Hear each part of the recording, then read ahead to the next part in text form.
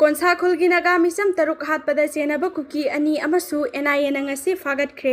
ꯍꯧꯈꯤꯕ ꯃꯦ 13ꯗ ꯀꯥꯡꯄꯣꯛꯄꯤ ꯗꯤꯁꯇ꯭ꯔꯤꯛꯀꯤ ꯃꯅꯨꯡ ꯆꯟꯕ ꯂꯩꯂꯣꯟ ꯕꯥꯏꯐꯩꯗꯒꯤ ꯀꯣꯟꯁꯥꯈꯨꯜꯒꯤ ꯄꯥꯁꯇꯔ 2 ꯌꯥꯎꯅ ꯅꯥꯒꯥ ꯃꯤꯆꯝ 6 ꯐꯥꯈ꯭ꯔꯒ ꯇꯝꯊꯤꯅ ꯍꯥꯠꯈꯤꯕꯒꯤ ꯊꯧꯗꯣꯛꯇ ꯆꯦꯟꯅꯕ ꯃꯇꯩ ꯃꯅꯥꯎ ꯍꯧꯈꯤꯕ ꯖꯨꯂꯥꯏ 10ꯗ NIA ꯅ ꯐꯥꯈ꯭ꯔꯕ ꯃꯇꯨꯡ ꯉꯁꯤ ꯃꯈꯥ ꯇꯥꯅ ꯊꯧꯗꯣꯛ ꯑꯁꯤꯗ ꯆꯦꯟꯅꯕ ꯃꯤꯑꯣꯏ 2 ꯑꯃꯁꯨ NIA ꯅ ꯐꯥꯒꯠꯄ ꯉꯝꯈ꯭ꯔꯦ꯫ ꯄꯥꯎ ꯑꯁꯤꯅ ꯃꯈꯥ ꯇꯥꯅ ꯍꯥꯏꯔꯤꯕꯅ ꯃꯤꯍꯥꯠ ꯑꯁꯤꯒ ꯃꯔꯤ ꯂꯩꯅꯅ NIA ꯅ ꯆꯠꯊꯔꯛꯈꯤꯕ ꯏꯟꯚꯦꯁꯇꯤꯒꯦꯁꯟꯒꯤ ꯃꯅꯨꯡ ꯆꯟꯅ NIA, ꯃꯅꯤꯄꯨꯔ ꯄꯨꯂꯤꯁ ꯑꯃꯁꯨꯡ CRPFꯀꯤ ꯑꯄꯨꯟꯕ ꯀꯝꯕꯥꯏꯟ ꯇꯤꯝ ꯑꯃꯅ ꯏꯟꯇꯦꯂꯤꯖꯦꯟꯁꯀꯤ ꯑꯈꯟꯅꯕ ꯄꯥꯎ ꯐꯪꯕꯗꯒꯤ ꯂꯩꯃꯈꯣꯡꯗ ꯆꯠꯊꯈꯤꯕ ꯑꯣꯄꯔꯦꯁꯟ ꯑꯃꯗ ꯐꯥꯒꯠꯈ꯭ꯔꯕ ꯃꯤꯑꯣꯏ 2 ꯑꯗꯨꯗꯤ ꯂꯩꯂꯣꯟ ꯕꯥꯏꯐꯩ ꯚꯤꯂꯦꯖꯇꯒꯤ ꯄꯥꯎꯊꯦꯟꯀꯥꯝ ꯕꯥꯏꯐꯩ ꯑꯃꯁꯨꯡ ꯃꯣꯜꯍꯣꯏ ꯚꯤꯂꯦꯖꯇꯒꯤ ꯂꯨꯟꯃꯤꯟꯊꯥꯡ ꯁꯤꯠꯂꯧ ꯑꯦꯂꯥꯏꯁ ꯖꯦꯛ ꯑꯄꯣꯛꯄ ꯄꯥꯎꯂꯦꯟ ꯁꯤꯠꯂꯧ ꯀꯧꯏ꯫ ꯊꯧꯗꯣꯛ ꯑꯁꯤꯗ ꯆꯦꯟꯅꯔꯤꯕ ꯑꯇꯣꯞꯄ ꯃꯤꯑꯣꯏꯁꯤꯡꯁꯨ ꯐꯥꯅꯕ ꯍꯣꯠꯅꯔꯤ ꯍꯥꯏꯔꯤ꯫ NIA ꯅ ꯉꯁꯤ ꯅꯥꯒꯥ ꯃꯤꯆꯝ 6 ꯍꯥꯠꯄꯒꯤ ꯊꯧꯗꯣꯛꯇ ꯆꯦꯟꯅꯕ ꯃꯤꯑꯣꯏ 2 ꯐꯥꯒꯠꯄ ꯉꯝꯈꯤꯕꯁꯤ ꯍꯧꯈꯤꯕ ꯖꯨꯂꯥꯏ 10ꯗ ꯂꯩꯂꯣꯟ ꯚꯥꯏꯐꯩꯗ ꯂꯩꯕ ꯄ꯭ꯔꯗꯤꯞ ꯑꯃꯁꯨꯡ ꯃꯍꯥꯛꯀꯤ ꯂꯣꯏꯅꯕꯤ ꯑꯌꯤꯡꯕꯤ ꯐꯥꯈ꯭ꯔꯕ ꯃꯇꯨꯡ ꯅꯨꯃꯤꯠ 9ꯅꯤꯒꯤ ꯃꯇꯨꯡꯗꯅꯤ ꯍꯥꯏꯔꯤ꯫ ꯑꯃꯔꯣꯝꯗ ꯅꯥꯒꯥ ꯃꯤꯆꯝ 6 ꯀꯨꯀꯤꯁꯤꯡꯅ ꯍꯥꯠꯈꯤꯕ ꯊꯧꯗꯣꯛꯀ ꯃꯔꯤ ꯂꯩꯅꯅ UNCꯅ ꯅꯥꯒꯥ ꯑꯦꯔꯤꯌꯥꯁꯤꯡꯗ ꯍꯧꯖꯤꯛ ꯆꯠꯊꯔꯤꯕ ꯏꯀꯣꯅꯣꯃꯤꯛ ꯕ꯭ꯂꯣꯀꯦꯠ ꯑꯁꯤ ꯍꯟꯗꯣꯛꯍꯟꯅꯕ ꯑꯃꯁꯨꯡ ꯀꯨꯀꯤ ꯑꯃꯗꯤ ꯅꯥꯒꯥ ꯑꯅꯤꯒꯤ ꯃꯔꯛꯇ ꯍꯥꯟꯅꯒꯨꯝꯅ ꯅꯨꯡꯁꯤ ꯆꯥꯟꯅꯅ ꯂꯩꯅꯕ ꯀꯨꯀꯤꯖꯣꯁꯤꯡꯅ ꯑꯥꯏꯖꯣꯜꯗ ꯆꯠꯇꯨꯅ ꯅꯥꯒꯥꯂꯦꯟ, ꯃꯤꯖꯣꯔꯥꯝ ꯑꯃꯁꯨꯡ ꯃꯅꯤꯄꯨꯔꯒꯤ ꯆꯤꯡꯒꯤ ꯗꯤꯁꯇ꯭ꯔꯤꯛꯁꯤꯡꯗꯒꯤ ꯆꯔꯆ ꯂꯤꯗꯔꯁꯤꯡ ꯌꯥꯎꯅ ꯃꯤꯐꯝ ꯄꯥꯡꯊꯣꯛꯇꯨꯅ ꯈꯟꯅ ꯅꯩꯅꯈꯤꯕ ꯑꯗꯨ ꯃꯍꯩ ꯌꯥꯟꯈꯤꯗ꯭ꯔꯦ ꯍꯥꯏꯔꯤ꯫ ꯃꯔꯛꯁꯤꯗ ꯁꯦꯀ꯭ꯌꯨꯔꯤꯇꯤ ꯐꯣꯔꯁꯅ ꯂꯦꯞꯇꯅ ꯆꯠꯊꯔꯛꯄ ꯑꯣꯄꯔꯦꯁꯟꯒꯤ ꯃꯅꯨꯡ ꯆꯟꯅ ꯉꯁꯤ ꯀꯥꯡꯄꯣꯛꯄꯤ ꯗꯤꯁꯇ꯭ꯔꯤꯛꯀꯤ ꯀꯣꯠꯂꯦꯟ ꯃꯌꯥꯒꯤ 0 ꯄꯣꯏꯟꯠꯗꯒꯤ ꯌꯥꯝꯂꯕ ꯈꯨꯠꯂꯥꯏꯁꯤꯡ ꯐꯥꯒꯠꯄ ꯉꯝꯈ꯭ꯔꯦ꯫ ꯈꯨꯠꯂꯥꯏꯁꯤꯡ ꯑꯗꯨꯒꯤ ꯃꯅꯨꯡꯗ .22ꯒꯤ ꯔꯥꯏꯐꯜ ꯑꯃ, ꯁꯤꯡꯒꯜ ꯕꯦꯔꯦꯜ 15, 9mm ꯄꯤꯁꯇꯣꯜ 3, .22ꯒꯤ ꯄꯤꯁꯇꯣꯜ ꯑꯃ ꯌꯥꯎꯅ ꯑꯇꯩ ꯈꯨꯠꯂꯥꯏꯁꯤꯡ ꯌꯥꯎꯔꯤ꯫ 0 ꯄꯣꯏꯟꯠ ꯍꯥꯏꯔꯤꯕ ꯃꯐꯝ ꯑꯁꯤ ꯃꯦ 18ꯗ ꯈꯨꯠꯂꯥꯏ ꯄꯥꯏꯕꯁꯤꯡꯅ ꯊꯥꯗꯧ ꯆꯔꯆ ꯂꯤꯗꯔ 3 ꯍꯥꯠꯈꯤꯕ ꯃꯐꯝ ꯑꯗꯨꯒ ꯌꯥꯝꯅ ꯅꯛꯅꯅ ꯂꯩꯕ ꯖꯒꯥ ꯑꯃꯅꯤ꯫ ꯀꯨꯀꯤ ꯅꯥꯔꯀꯣ ꯇꯦꯔꯣꯔꯤꯁꯁꯤꯡꯅ ꯑꯚꯦꯅꯔ ꯀꯁꯥꯔ ꯍꯥꯠꯅꯅꯕ ꯍꯣꯠꯅꯔꯝꯕꯒꯤ ꯊꯧꯑꯣꯡ ꯀꯟꯗꯦꯝ ꯇꯧꯏ ꯚꯤꯂꯦꯖ ꯑꯣꯊꯣꯔꯤꯇꯤ꯫ ꯉꯔꯥꯡ ꯀꯨꯀꯤ ꯅꯥꯔꯀꯣ ꯇꯦꯔꯣꯔꯤꯁꯁꯤꯡꯅ ꯎꯈ꯭ꯔꯨꯜ ꯗꯤꯁꯇ꯭ꯔꯤꯛꯀꯤ ꯃꯅꯨꯡ ꯆꯟꯕ ꯁꯤꯀꯤꯕꯨꯡꯗ ꯑꯚꯦꯅꯔ ꯀꯁꯥꯔ ꯀꯧꯕ ꯇꯥꯡꯈꯨꯜ ꯅꯥꯒꯥ ꯑꯃꯕꯨ ꯍꯥꯠꯅꯕ ꯍꯣꯠꯅꯔꯝꯈꯤꯕꯒꯤ ꯊꯧꯑꯣꯡ ꯑꯗꯨ ꯁꯤꯀꯤꯕꯨꯡ ꯁꯔꯀꯥꯐꯨꯡ ꯚꯤꯂꯦꯖ ꯑꯣꯊꯣꯔꯤꯇꯤꯅ ꯑꯀꯟꯕ ꯃꯑꯣꯡꯗ ꯀꯟꯗꯦꯝ ꯇꯧꯏ ꯍꯥꯏꯔꯤ꯫ ꯁꯤꯀꯤꯕꯨꯡ ꯚꯤꯂꯦꯖ ꯑꯣꯊꯣꯔꯤꯇꯤꯅ ꯊꯥꯗꯣꯔꯛꯄ ꯆꯦꯔꯣꯜ ꯑꯃꯅ ꯍꯥꯏꯔꯤꯕꯅ ꯁꯔꯀꯥꯐꯨꯡꯗ ꯚꯤꯂꯦꯖꯇ ꯂꯩꯔꯤꯕ ꯃꯊꯣꯠꯃꯤꯠꯇ ꯁꯤꯡꯂꯥꯏ ꯀꯧꯕ ꯑꯃꯒꯤ ꯄꯨꯈ꯭ꯔꯤꯗ ꯀꯨꯀꯤꯒꯤ ꯃꯤꯑꯣꯏ ꯈꯔ ꯂꯥꯛꯂꯒ ꯂꯣꯅ ꯌꯥꯗꯕ ꯃꯑꯣꯡꯗ ꯉꯥ ꯐꯥꯕꯒꯤ ꯊꯧꯑꯣꯡꯁꯤꯡ ꯆꯠꯊꯈꯤ꯫ ꯍꯥꯏꯔꯤꯕ ꯄꯨꯈ꯭ꯔꯤ ꯑꯁꯤ ꯁꯔꯀꯥꯐꯨꯡ ꯚꯤꯂꯦꯖ ꯑꯃꯁꯨꯡ ꯊꯋꯥꯏ ꯀꯨꯀꯤ ꯈꯨꯜ ꯑꯅꯤꯒꯤ ꯃꯔꯛꯇ ꯂꯩꯕꯅꯤ꯫ ꯍꯥꯏꯔꯤꯕ ꯀꯨꯀꯤ ꯅꯥꯔꯀꯣ ꯇꯦꯔꯣꯔꯤꯁꯀꯤ ꯀꯥꯡꯕꯨꯁꯤꯡ ꯑꯗꯨꯅ ꯄꯨꯈ꯭ꯔꯤ ꯑꯁꯤꯗ ꯗꯥꯏꯅꯦꯃꯣ ꯁꯤꯖꯤꯟꯅꯗꯨꯅ ꯉꯥ ꯐꯥꯅꯕ ꯍꯣꯠꯅꯔꯝꯈꯤꯕꯅꯤ꯫ ꯃꯇꯝ ꯑꯗꯨꯗ ꯑꯚꯦꯅꯔ ꯀꯁꯥꯔꯅ ꯃꯐꯝ ꯑꯗꯨ ꯐꯥꯎꯔꯒ ꯆꯠꯅꯕ ꯍꯣꯠꯅꯔꯤꯉꯩꯗ ꯀꯨꯀꯤ ꯅꯥꯔꯀꯣ ꯇꯦꯔꯣꯔꯤꯁꯁꯤꯡꯒꯤ ꯀꯥꯡꯕꯨꯁꯤꯡ ꯑꯗꯨꯅ ꯎꯕꯗꯒꯤ ꯃꯍꯥꯛꯄꯨ ꯒꯟ ꯄꯣꯏꯟꯠꯇ ꯐꯥꯔꯕ ꯃꯇꯨꯡ ꯀꯨꯀꯤ ꯈꯨꯜꯂꯣꯝꯗ ꯄꯨꯁꯤꯟꯗꯨꯅ ꯍꯥꯠꯅꯕ ꯍꯣꯠꯅꯈꯤ꯫ ꯂꯣꯏꯅꯅ ꯃꯍꯥꯛꯄꯨ ꯍꯥꯠꯀꯅꯤ ꯍꯥꯏꯅ ꯀꯤꯍꯟ ꯈꯪꯍꯟꯕꯗ ꯅꯠꯇꯅ ꯐꯨ ꯆꯩꯕꯒꯤ ꯊꯧꯑꯣꯡ ꯀꯌꯥ ꯆꯠꯊꯈꯤ꯫ ꯅꯣꯡꯃꯩ ꯕꯠꯅ ꯍꯛꯆꯥꯡꯒꯤ ꯃꯐꯝ ꯀꯌꯥꯗꯁꯨ ꯁꯨꯗꯨꯅ ꯐꯨꯈꯤ꯫ ꯀꯨꯀꯤ ꯅꯥꯔꯀꯣ ꯇꯦꯔꯣꯔꯤꯁꯁꯤꯡ ꯑꯗꯨꯅ ꯃꯍꯥꯛꯄꯨ ꯍꯥꯠꯅꯕ ꯍꯣꯠꯅꯔꯦ ꯍꯥꯏꯕ ꯈꯪꯕꯗꯒꯤ ꯇꯟꯖꯥ ꯌꯦꯡꯂꯒ ꯍꯚꯥꯀꯣ ꯇꯨꯔꯦꯜꯒꯤ ꯈꯣꯡ ꯑꯗꯨ ꯂꯥꯟꯊꯣꯛꯇꯨꯅ ꯆꯦꯜꯂꯛꯈꯤ꯫ ꯑꯁꯤꯒꯨꯝꯕ ꯃꯤꯆꯝ ꯑꯃꯗ ꯀꯥ ꯍꯦꯟꯕ ꯊꯧꯑꯣꯡꯁꯤꯡ ꯆꯠꯊꯕ ꯑꯃꯁꯨꯡ ꯂꯣꯒꯤ ꯋꯥꯡꯃꯗ ꯑꯇꯣꯞꯄꯁꯤꯡꯒꯤ ꯄꯨꯈ꯭ꯔꯤꯗ ꯉꯥ ꯐꯥꯅꯕ ꯍꯣꯠꯅꯕ ꯍꯥꯏꯕꯁꯤ ꯌꯥꯝꯅ ꯂꯨꯖꯗꯕ ꯊꯧꯑꯣꯡꯅꯤ꯫ ꯀꯨꯀꯤ ꯅꯥꯔꯀꯣ ꯇꯦꯔꯣꯔꯤꯁꯁꯤꯡ ꯑꯁꯤꯅ ꯍꯧꯖꯤꯛꯁꯨ ꯂꯣꯒꯤ ꯋꯥꯡꯃꯗ ꯑꯁꯤꯒꯨꯝꯕ ꯀ꯭ꯔꯤꯃꯤꯅꯦꯜꯒꯤ ꯑꯣꯏꯕ ꯊꯧꯑꯣꯡ ꯀꯌꯥ ꯆꯠꯊꯔꯤ꯫ ꯀꯨꯀꯤꯁꯤꯡꯅ ꯀꯥ ꯍꯦꯟꯕ ꯊꯧꯑꯣꯡ ꯀꯌꯥ ꯆꯠꯊꯔꯕꯁꯨ ꯃꯐꯝ ꯑꯗꯨꯒ ꯌꯥꯝꯅ ꯅꯛꯅꯅ ꯃꯤꯌꯥꯝꯒꯤ ꯄꯨꯟꯁꯤ ꯑꯃꯁꯨꯡ ꯂꯟ ꯊꯨꯝ ꯉꯥꯛꯅꯕ ꯂꯩꯔꯤꯕ BSFꯀꯤ ꯀꯥꯡꯕꯨꯅ ꯑꯦꯛꯁꯟ ꯑꯃꯠꯇ ꯂꯧꯈꯠꯇꯕ ꯑꯁꯤꯒꯤ ꯋꯥꯍꯟꯊꯣꯛ ꯀꯔꯤꯅꯣ? ꯀꯨꯀꯤ ꯅꯥꯔꯀꯣ ꯇꯦꯔꯣꯔꯤꯁꯁꯤꯡ ꯑꯁꯤꯅ ꯑꯐꯕ ꯃꯈꯜꯒꯤ ꯈꯨꯠꯂꯥꯏꯁꯤꯡ パイꯔꯒ ꯃꯅꯤꯡꯇꯝꯅ ꯆꯠꯊꯣꯛ ꯆꯠꯁꯤꯟ ꯇꯧꯕ ꯌꯥꯍꯜꯂꯤ꯫ ꯑꯗꯨꯒ ꯖꯨꯂꯥꯏ 6ꯇ ꯎꯈ꯭ꯔꯨꯜ ꯗꯤꯁꯇ꯭ꯔꯤꯛꯀꯤ ꯃꯅꯨꯡ ꯆꯟꯕ ꯅꯨꯡꯁꯥꯡꯀꯣꯡ ꯇꯨꯔꯦꯜ ꯃꯌꯥꯗ ꯑꯦꯝꯕꯨꯁ ꯇꯧꯕꯒꯤ ꯊꯧꯗꯣꯛ ꯑꯗꯨꯒ ꯃꯔꯤ ꯑꯃꯠꯇ ꯂꯩꯅꯗꯕ ꯃꯤꯆꯝ 3ꯕꯨꯅ ꯕꯤꯍꯥꯔ ꯔꯦꯖꯤꯃꯦꯟꯠꯅ ꯐꯥꯗꯨꯅ ꯄꯨꯂꯤꯁ ꯀꯁꯇꯗꯤꯗ ꯊꯝꯂꯤ꯫ ꯑꯁꯤꯒꯨꯝꯕ ꯑꯈꯟꯅꯅ ꯌꯥꯝꯅ ꯆꯨꯝꯗꯕ ꯑꯃꯁꯨꯡ ꯃꯤꯆꯪ ꯃꯤꯈꯥꯏ ꯅꯥꯏꯕ ꯃꯑꯣꯡꯗ ꯁꯦꯀ꯭ꯌꯨꯔꯤꯇꯤ ꯐꯣꯔꯁꯅ ꯆꯠꯊꯔꯤꯕ ꯊꯧꯑꯣꯡꯁꯤꯡ ꯑꯁꯤ ꯌꯥꯅꯤꯡꯗꯦ ꯍꯥꯏꯔꯗꯨꯅ ꯀꯔꯤꯒꯨꯝꯕ ꯑꯚꯦꯅꯔ ꯀꯁꯥꯔꯅ ꯀꯨꯀꯤ ꯅꯥꯔꯀꯣ ꯇꯦꯔꯣꯔꯤꯁꯁꯤꯡ ꯑꯗꯨꯗꯒꯤ ꯃꯊ꯭ꯋꯥꯏ ꯍꯤꯡꯅ ꯅꯥꯟꯊꯣꯛꯇꯨꯅ ꯆꯦꯜꯂꯝꯗꯕ ꯇꯥꯔꯕꯗꯤ ꯁꯣꯏꯗꯅ ꯍꯥꯠꯂꯝꯒꯅꯤ꯫ ꯂꯣꯏꯅꯅ ꯇꯝꯊꯤꯕ ꯀ꯭ꯔꯥꯏꯝ ꯑꯗꯨꯒꯤ ꯏꯚꯤꯗꯦꯟꯁ ꯂꯣꯠꯁꯤꯟꯅꯅꯕ ꯍꯣꯠꯅꯕꯗ ꯑꯚꯦꯅꯔ ꯀꯁꯥꯔꯒꯤ ꯑꯁꯤꯕ ꯍꯛꯆꯥꯡ ꯑꯗꯨ ꯂꯝꯍꯥꯡꯗ ꯂꯪꯊꯣꯛꯂꯝꯂꯒꯅꯤ꯫ ꯁꯦꯀ꯭ꯌꯨꯔꯤꯇꯤ ꯐꯣꯔꯁ ꯑꯃꯁꯨꯡ ꯁ꯭ꯇꯦꯠ ꯑꯣꯊꯣꯔꯤꯇꯤꯁꯤꯡꯅ ꯃꯔꯥꯜ ꯂꯩꯖꯗꯕ ꯃꯤꯆꯝ ꯃꯤꯌꯥꯝꯁꯤꯡ ꯉꯥꯛ ꯁꯦꯟꯕ ꯉꯝꯗ꯭ꯔꯦ꯫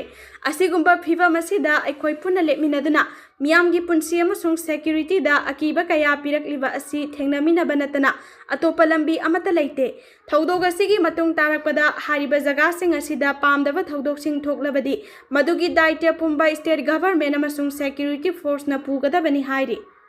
ꯚꯣꯇꯔ ꯂꯤꯁꯇꯒꯤ ꯂꯧꯊꯣꯛꯈ꯭ꯔꯕ ꯃꯤꯑꯣꯏꯁꯤꯡ ꯁꯤꯇꯤꯖꯦꯟ ꯅꯠꯇꯦ ꯍꯥꯏꯅ ꯂꯧꯕ ꯌꯥꯔꯣꯏ ꯁꯨꯄ꯭ꯔꯤꯝ ꯀꯣꯔꯠ ꯁ꯭ꯄꯦꯁꯤꯑꯦꯜ ꯏꯟꯇꯦꯟꯁꯤꯚ ꯔꯤꯚꯤꯖꯟ ꯇꯧꯕꯅ इलेक्टोरल रोलदगी मी लौथोख्रब मियोइसिंग लेबाक असिगी सिटीजन नते हाइने लौबा यारोय इलेक्टोरल रोलदगी मिंग लौथोख्रब मियोइसिंगी मतांगदा मखा ताना थिजिनबा मथौ ताइ हाइना सुप्रीम कोर्ट न फोंदोख्रे चीफ जस्टिस सूर्यकांत लुसिंगबा बेंच अमना हाइ लेबाक अमगी असेंगबा सिटीजन लेपथोकपगी वाफम असि इलेक्शन कमीशन की मखुता लेते इलेक्टोरल रोलदगी मिंग लौथोख्रब मियोइसिंग लेबाक असिगी सिटीजन नते हाइने लौबा यारोय इलेक्शन कमीशन की मथौदी कना कनाबू इलेक्टोरल रोलदा याहोनगदगे हाइना वारेप लौबगा लोइनना मिखल पांगथोकपदुनी मरम अमा नत्रगा अमदगी SIR दा इलेक्टोरल रोलदगी मिंग लौथोख्रब मियोइ पुमनमक लेबाकी सिटीजन नते हाइबा यारोय हाइना जस्टिस जोयमला बाक्सी अमदी जस्टिस डी मोहन यावबा बेंच अमना फोंदोखी बेंच अदुदा हाइ इलेक्शन कमीशना कनागुंबा मियोइ अमबू इलेक्टोरल रोलदगी